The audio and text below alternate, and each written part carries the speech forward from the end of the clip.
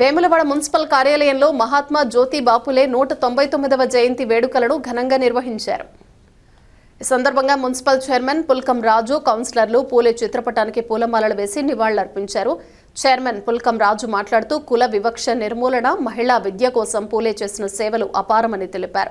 సావిత్రిబాయి పూలేతో కలిసి బాలికల విద్యకు పునాది వేసి సత్యశోధక సమాజ ద్వారా సమానత్వానికి కృషి చేశారని గుర్తు చేశారు. యువత పూలే ఆశయాలను ఆదర్శంగా తీసుకోవాలని పిలుపునిచ్చారు. ఈ కార్యక్రమంలో వైస్ చైర్మన్ నరాల శేఖర్, మున్సిపల్ కమిషనర్ సంపత్ కుమార్, వివిధ వార్డుల కౌన్సిలర్లు, నాయకులు మరియు మున్సిపల్ సిబ్బంది పాల్గొని పూలే సేవలను స్మరించుకున్నారు.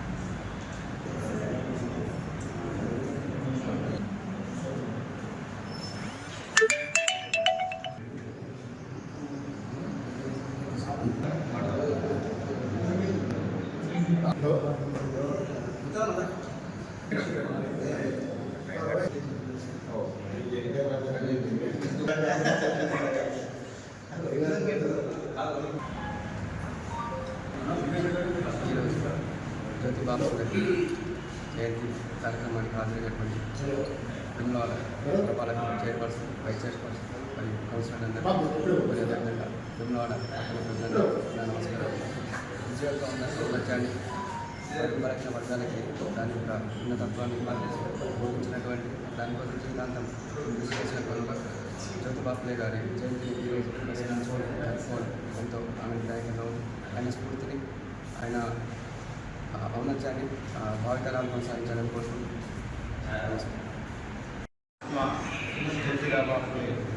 జయంతి సందర్భంగా వేములవాడ మున్సిపల్ కార్యాలయంలో ఘనంగా వారి యొక్క జయంతి కార్యక్రమాలు గౌరవ మున్సిపల్ కమిషనర్, అదేవిధంగా గౌరవ వైస్ చైర్మన్ మరి కౌన్సిలర్తో కలిసి మరి వాళ్ళ సిబ్బందితో మరి యొక్క జయంతి కార్యక్రమం జరుపుకోవడం చాలా సంతోషకరం.